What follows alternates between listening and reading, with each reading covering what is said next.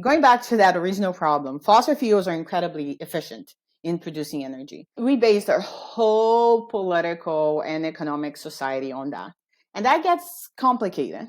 Let's think about the industrial part of it. That involves several different industrial and chemical physical processes, which demand several different types of factories. Think about the economics of it. That involves several different chains of production. That involves several different types of economic organization to make that work. That also involves several different types of political infrastructure. So first you legislate to say the what, and the regulation then comes in and say the how. So we need to transition to something else that is, one, very complicated, two, less efficient than what we have today, and three, against a very powerful interest. From that, you can understand the challenge that is climate mitigation. In the past few years, there has been a movement to what we call electrify everything. The challenge then is to create a whole new political and economic infrastructure that will support our society as we advance to a post-carbon economy.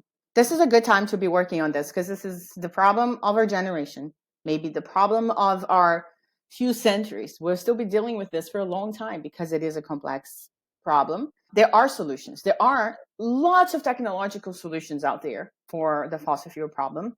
But the challenge is to make it scalable in a way that it can be adopted by a lot of different people and in a way that is efficient. Our capitalist society is driven by profit. It needs to be something that is profitable. Otherwise, no industry would take that up. So it has to be effective, it has to be profitable, and it has to be scalable. And that's where it gets really hard. The first problem is grid infrastructure. The United States electric grid was developed in a very weird way because it was developed organically. So let's think about cities. So think about a city that was grown organically and a city that was designed.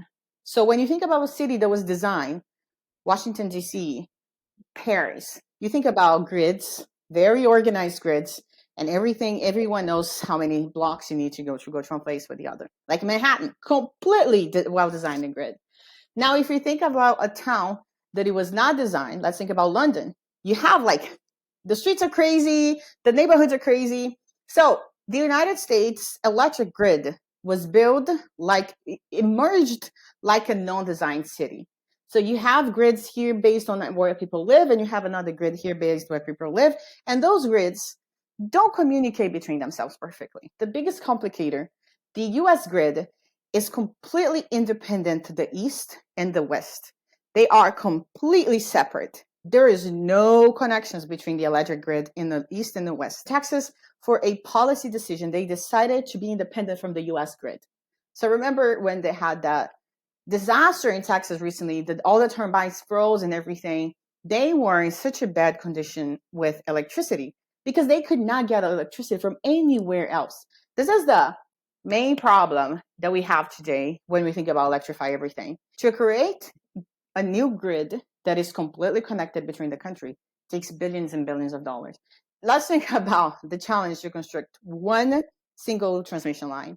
Let's say it comes from Washington, D.C. to LA. You need to have a big group of geologists to figure out the best route, where you need to dig a little, where you need to go above mountains, where you need to cut trees, where you need to go underwater, over water, how are you going to do this? Then you need to build it.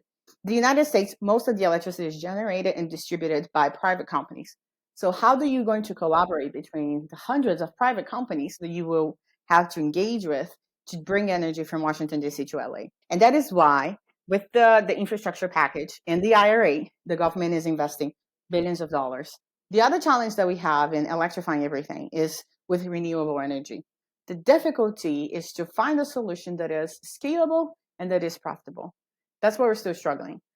It is a big challenge and it's difficult, but we'll get there. There's a lot of very smart people working on this. We are getting to a point where there is political will to develop policies and invest money in the development of renewable energies, which we didn't have 10 years ago. We are getting there, and I think the hard work that we are doing as a society in climate mitigation and now climate adaptation, because climate change is here, we also need to adapt to it.